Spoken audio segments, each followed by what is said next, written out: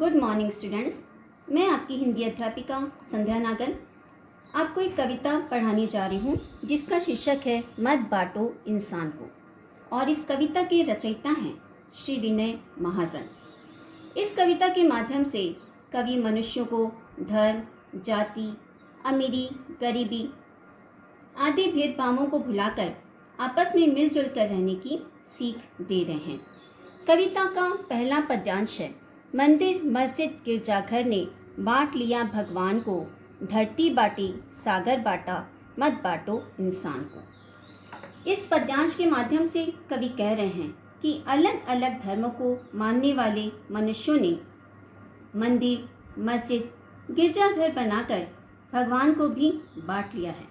मनुष्यों ने धरती समुद्र आदि प्राकृतिक संसाधनों को भी बांट लिया है। कवि कह रहे हैं कि अब मनुष्यों को धर्म, जाति आदि आधारों पर आपस में मत बांटो, अर्थात मनुष्यों के बीच में किसी भी प्रकार का भेदभाव मत करो। कविता का दूसरा पद्यांश है, अभी राह तो शुरू हुई है, मंजिल बैठी दूर है, उजियाला महलों में बंदी हर दीपक मजबूर है। अर्थात अभी तो लोगों के मन से धर्म, जाति आदि भेदभावों को भुलाकर मिलजुल कर रहने की भावना की शुरुआत हुई है। अभी हमारी एकता रूपी मंजिल बहुत दूर है।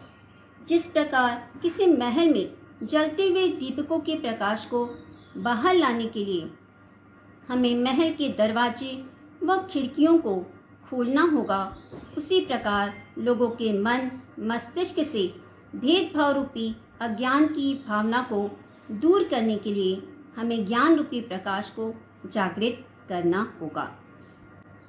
कविता का तीसरा पद्यांश है, मिला न सूरज का संदेशा, हर घाटी मैदान को, धरती बांटी सागर बांटा मत बांटो इंसान को।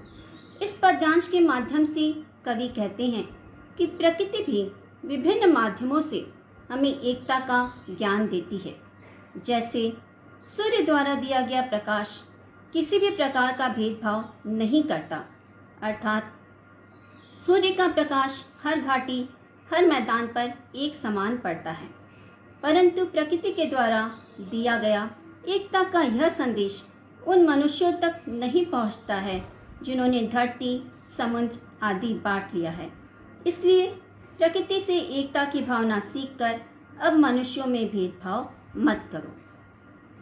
कविता का चौथा पद्यांश है, अब भी हरी भरी धरती है, ऊपर नील वितान है, पर न प्यार हो तो जग सूना जलता रेगिस्तान है।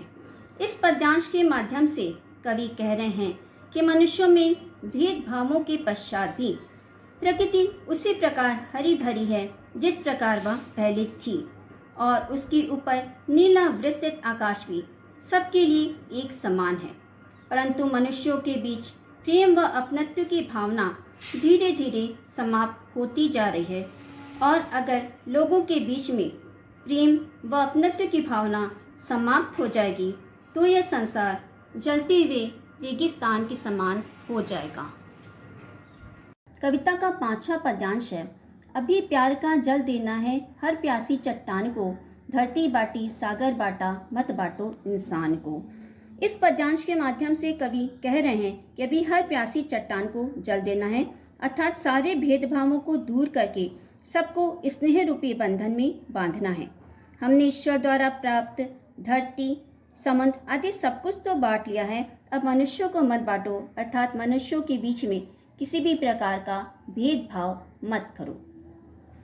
कविता का छठा पद्यांश है, साथ उठे तो सब तो पहरा, सूरज के हर द्वार पर, हर उदास आंगन का हक हो खिलती हुई बहार पर।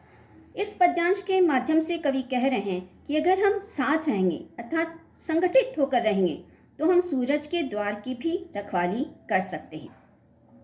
अब सूरज के द्वार की भी रखवाली करने का आशय यह है कि हम असंभव कार्य को भी संभव कर सकते हैं। कवि कह रहे हैं कि इस दुनिया में सबको सुखी होने का हक है। कविता का सातवां पद्यांश है, रौंद न पाएगा फिर कोई मौसम की मुस्कान को, धरती बांटी सागर बांटा मत बांटो इंसान को। अगर हम मिलजुल कर रहेंगे अर्थात संगठित होकर रहेंगे तो कोई भी हमारी खुशियों को कम नहीं कर सकता है। अंत में कवि कह रहे हैं कि मनुष्यों ने अपने स्वार्थ के लिए धरती, समुद्र आदि प्राकृतिक संसाधनों को भी बांट लिया है।